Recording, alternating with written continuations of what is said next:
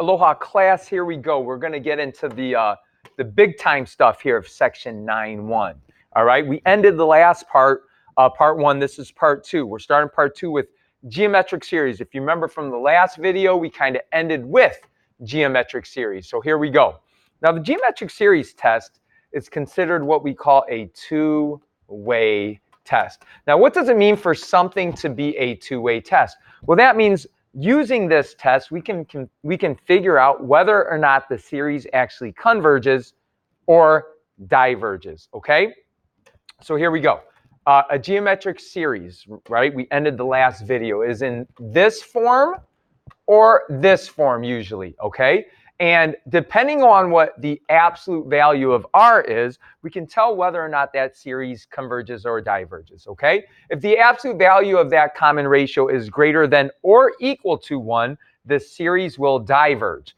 If the absolute value of that common ratio is less than 1, then we say the series converges. And guess what? This is one of the very few series that if it does converge, we can actually find out what that series converges to, which is actually pretty cool, okay, and pretty rare when we talk about determining whether a series converges or diverges, okay? Usually when it converges, we can't figure out. We just know it converges to some number, okay? However, geometric, we can actually figure out exactly what it converges to. All right, here we go. Example 8a. Let me give me some room. And I actually got a blank little sheet here that can give us even some more room, okay? So here we go. Let me go to my blank page. Booyah! Okay, so make sure you take good notes here, but this is going to give me a little bit more space for you guys, okay? So we have the series n equals 1 to infinity of 3 over 2 to the n. Okay, so boom. Well, that is a geometric series. Now, why is that a geometric series? Well, it's helpful to rewrite this. Okay, our a sub n. Our a sub n actually would be 3 as a constant, so we can pull out that 3, and then we have 1 over 2 to the n, right? That's another way to write that bad boy, and that's definitely a geometric series. Now, that is a geometric series that has a common ratio, right, of 1/2. And the absolute value of 1/2 is positive 1/2. Oh, snap, that's less than 1. And if it's less than 1, then we know that that series will actually converge. And guess what?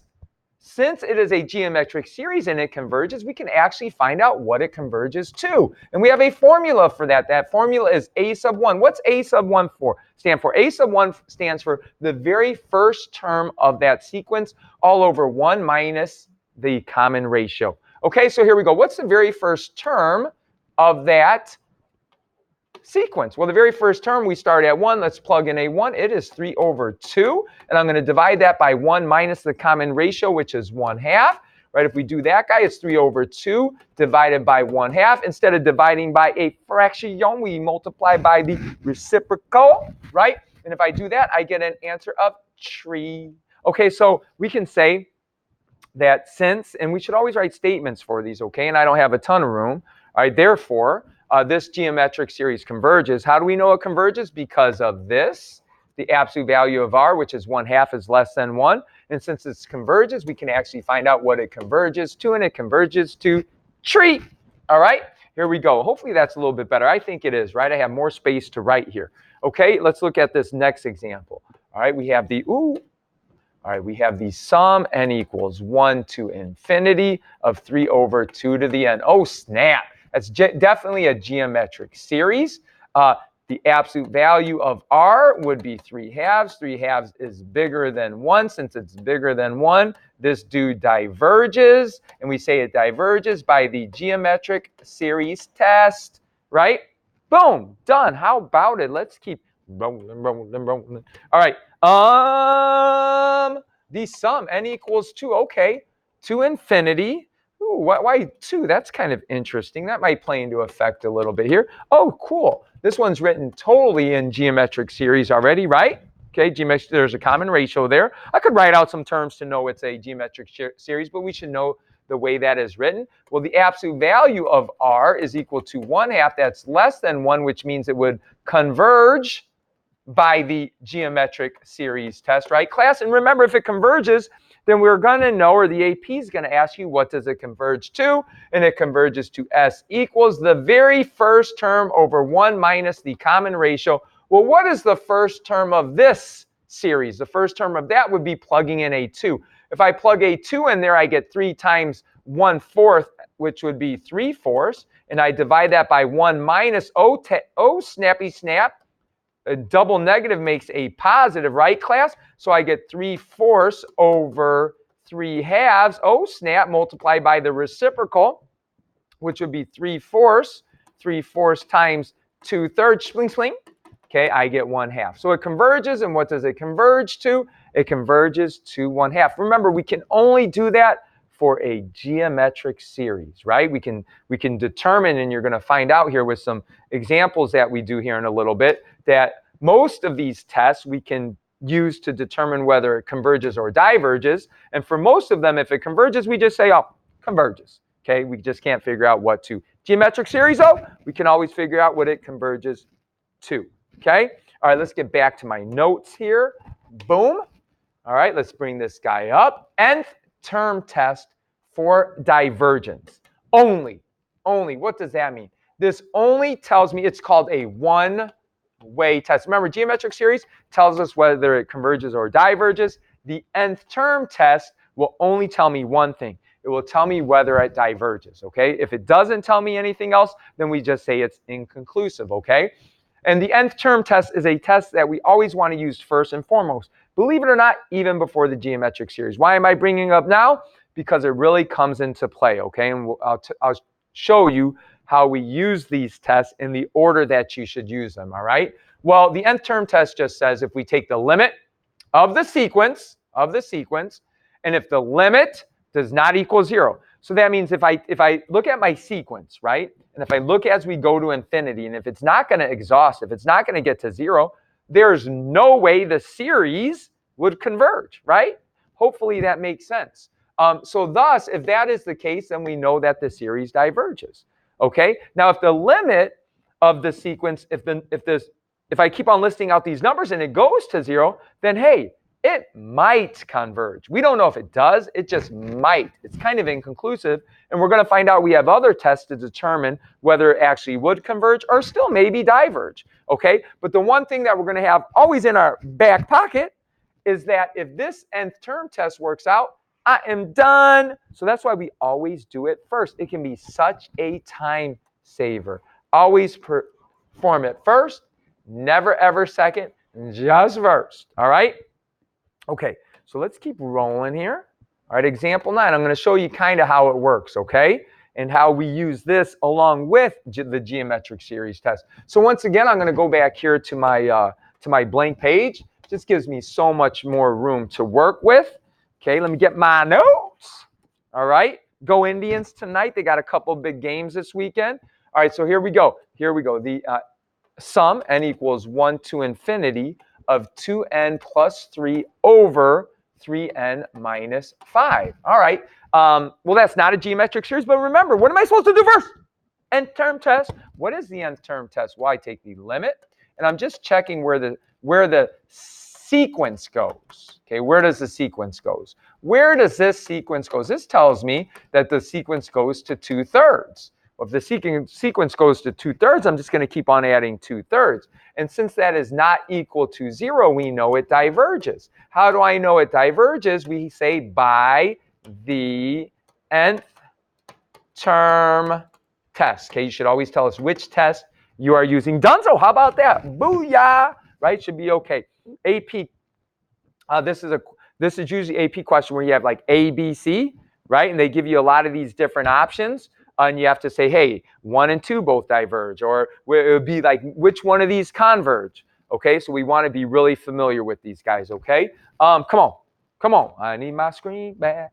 I need to erase. Help me out. All right, let's roll. All right, here we go. Let's go to the next one. Let's go the sum, n equals 1 to infinity of n factorial over 2n factorial plus 1. Now remember, factorials is a new thing to us, but believe it or not, we can use some things that we've always used in the past, all right? Now remember, I'm not sure how to do this, guy, but I know my first step should always be the nth term test. So let's go ahead and do that bad boy. And I don't know about you, but since I have an n factorial in the numerator and in the denominator, they grow at the same rate. We can kind of use our n behavior model here, right? And if you look at this, it should seem obvious that that's going to be equal to 1/2, which if that means the sequence is going to be 1/2 as I go to infinity. Just keep on adding 1/2. There's no way that would converge, right? So since that's not equal to 0, we know that this diverges.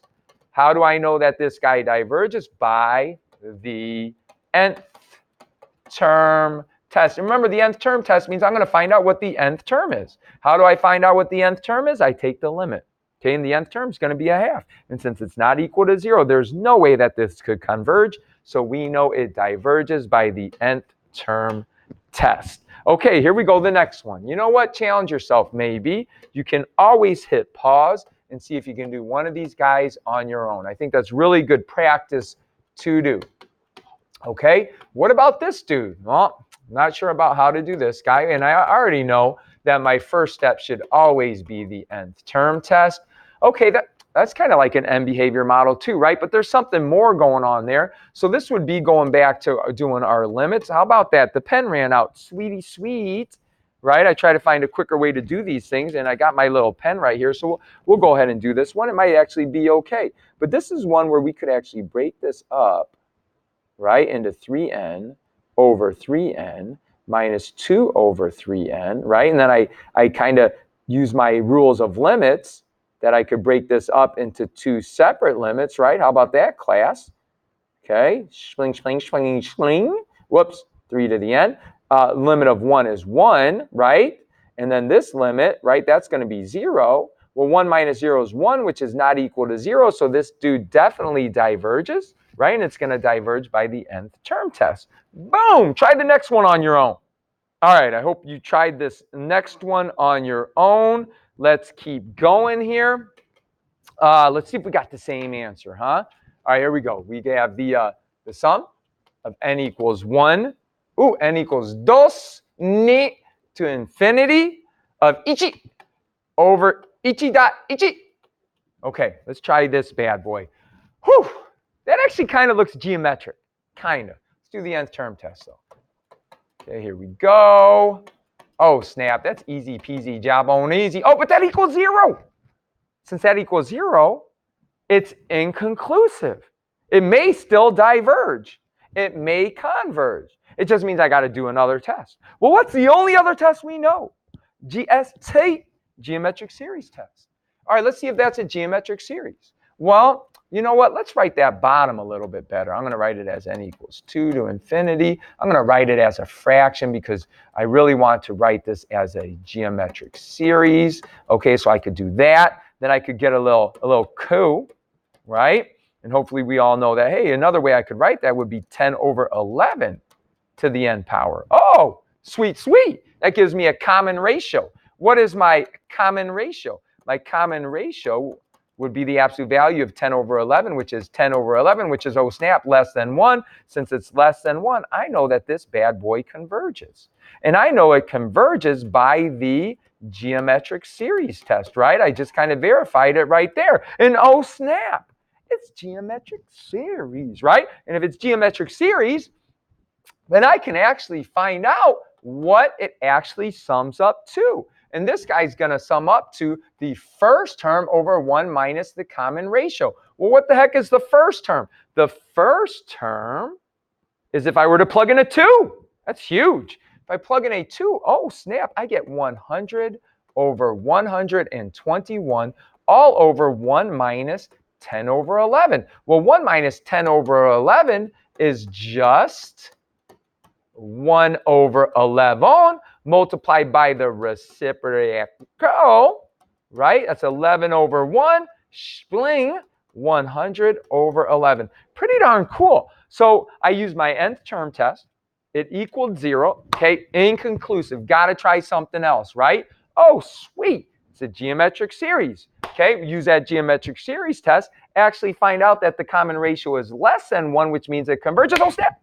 right? And this is one of the only ones that if it does converge, we can actually find out what it sums up to. And I was able to do that using my little formula.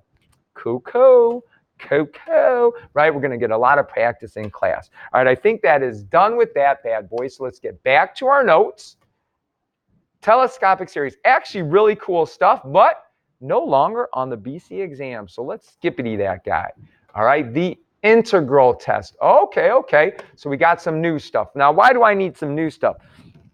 Well, I need some new stuff because what happens if I do the nth term test and the nth term test is equal to 0 and it's inconclusive and it's not geometric? I better have something else I need to do. Alkaline water. All right, here we go. So let's go ahead and do this integral test. Now, some important things to note of the integral test. Okay, we got so many rules here. Make sure you're taking good notes, hitting pause, and understanding all of this stuff. Now, you can only use the integral test if you're if you're a function. Okay, we just kind of turn that a sub n into our function. We put x's in it, so it's something we're familiar with. It's got to be a decreasing, continuous, and positive function. It's the only way you can use the integral test, okay? And dude that made this worksheet up, I guess dogs cuss in prison could be a helpful little thought to remember the decreasing, continuous, and positive, okay? And if it is, you can use the integral test. What does the integral test say? Well, the series, okay, will do whatever this guy does. That's what it says. But once again, f has to be decreasing, continuous, and positive. Okay, so if the integral converges, this series will converge. If the integral diverges, the series will diverge. Okay, so how do we use this stuff? And then we get into this stuff a little bit. It actually is important, so we will talk about it when we need to. I think it's in one of the, I think it might be an example B where we look at that guy, okay? But once again, let's get to my page where I can do some cool stuff and not worry about running out of space. All right, so here we go. The sum, n equals 1 to infinity of n over n squared plus 1. Class, everybody at home, what is my first step? Nth term test, right? Let's do that nth term test as we go to infinity of n over n squared plus 1. That's n behavior model. That is equal to 0. Oh, snap, inconclusive. Does that look like a geometric series? No way, Jose. But you know what it does look? It actually looks like a U sub, right?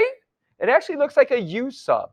So that means maybe I could do the integral, right? That should be your like light bulb that goes out, okay? And I'm going to take you step by step here. Nth term test, geometric series, no way, Jose. Does it look like you could find the antiderivative? And you know what it does. So let's go ahead and do the antiderivative. Let's go ahead and do this test. I'm actually going to make it blue.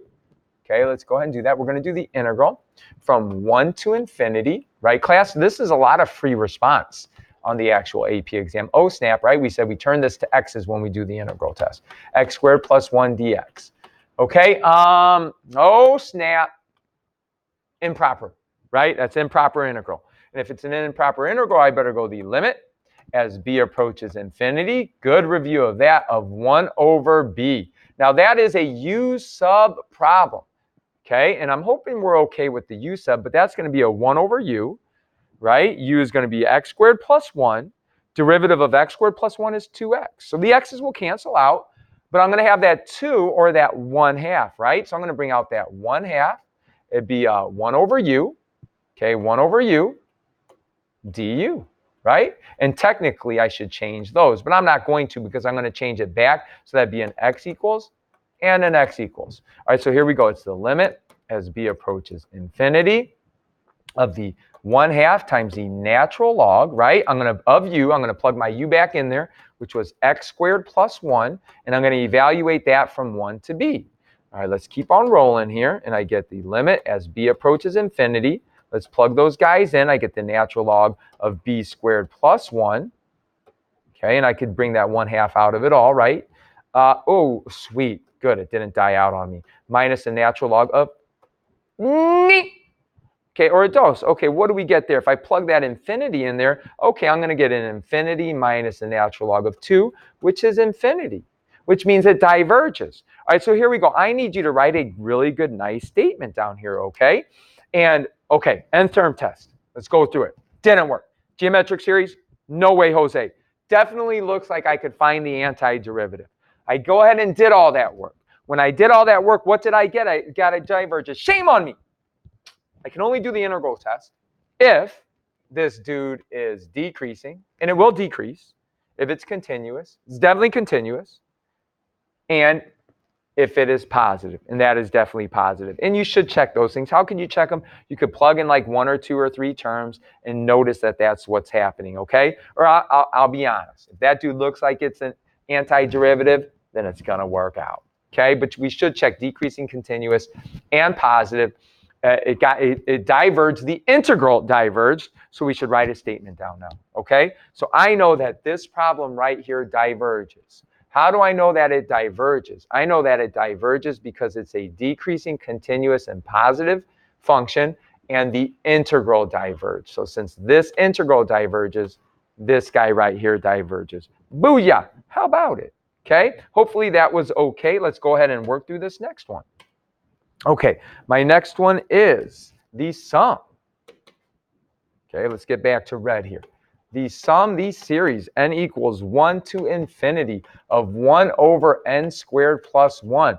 Nth term test, right? Always my very first step. Do you always have to show this? No, but you should check it. It's kind of like that do something else when we go back to doing derivatives way back early in the year. That's a check. That is inconclusive, right? It may still diverge. It may also converge, right? All right, so that definitely looks like an antiderivative, I know. Is it DCP? DCP. It's definitely decreasing if I put in some terms. It's definitely continuous. There's nothing that makes that 0. There's no jumps, and it's definitely positive. So let's go ahead and do the integral test. All right? And the integral test means I'm just going to turn it into an integral. Okay, put some x's in it, make it look cool. Oh, sweet. That's his inverse tangent. I don't even have to do any u sub or anything like that. But what I do need to do is the limit, right, as b approaches infinity. And I'm going to skip a couple steps here. I know you guys are all good. I'm going to go ahead and write inverse tangent already. And I'm going to evaluate that, right, class, from 1 to b. Okay, if I evaluate that from 1 to b, I get the limit as b approaches infinity of the inverse tangent of b, right, minus the inverse tangent of Ichi. All right, it's an inverse tangent. So hopefully we all know that, hey, if I plug in an infinity there, when is tangent infinity? Well, when we have our asymptote. And remember, if it's inverse tangent, it's got to be in the first or the fourth quadrant. So that would be at pi over 2.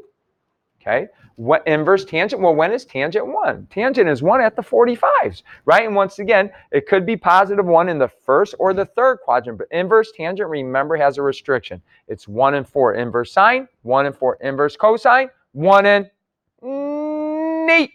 Okay, so we have pi over 2 minus pi over 4 equals pi over 2. Now, here is something very important to pay attention to, okay? Write your conclusion. Okay, how do I write a conclusion for this? Well, it is a series. Okay, this series was inconclusive by the nth term test.